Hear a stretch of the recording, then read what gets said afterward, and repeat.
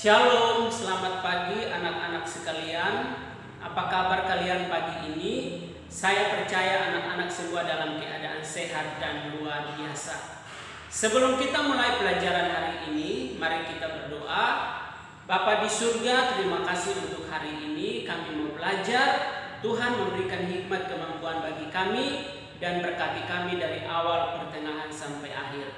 Dalam nama Tuhan Yesus kami berdoa. Amin.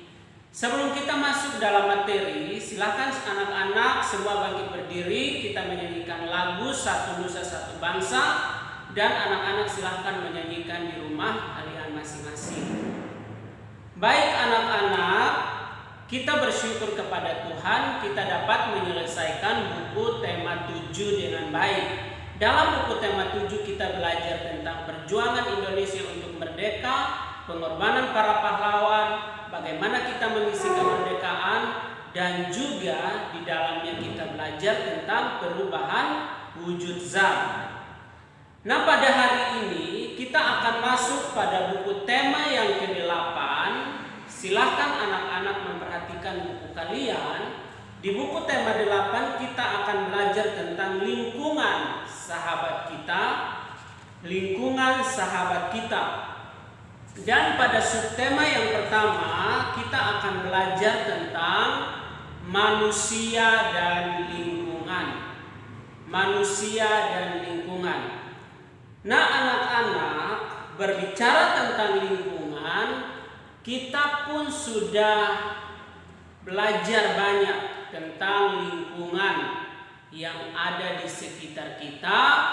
Itulah lingkungan alam, di mana lingkungan alam itu sangat berpengaruh bagi kehidupan manusia. Oleh sebab itu, betapa pentingnya kita harus membangun persahabatan dengan lingkungan. Harapan saya setelah pelajaran ini, anak-anak dapat memperhatikan bahwa lingkungan itu penting bagi kehidupan kita sebagai manusia.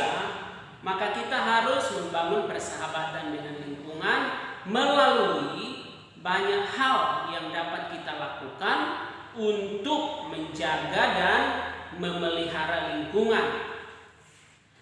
Kita akan langsung saja masuk di dalam pembelajaran 1 di subtema 1 buku tema yang ke-8.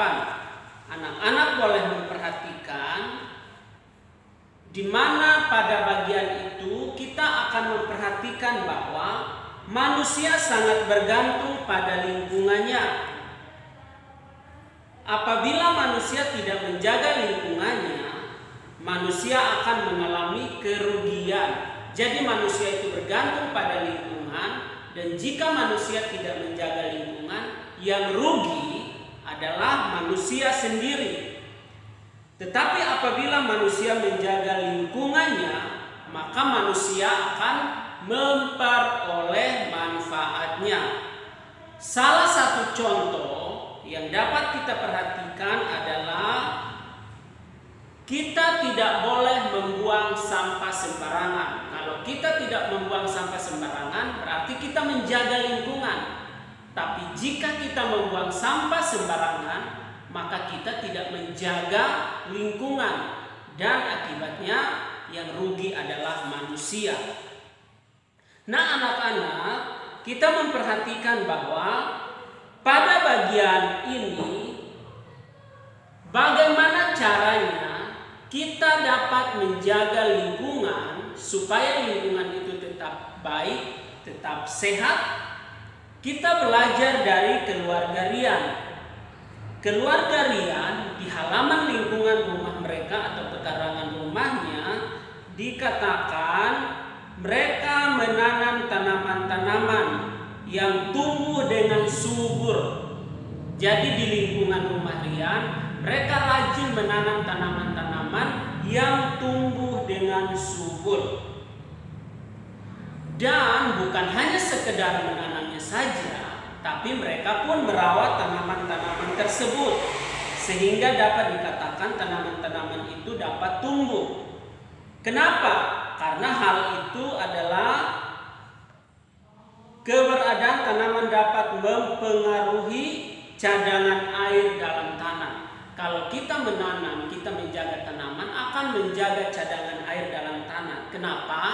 Karena tentu kita semua tahu bahwa air merupakan salah satu kebutuhan pokok manusia dalam kehidupan sehari-hari.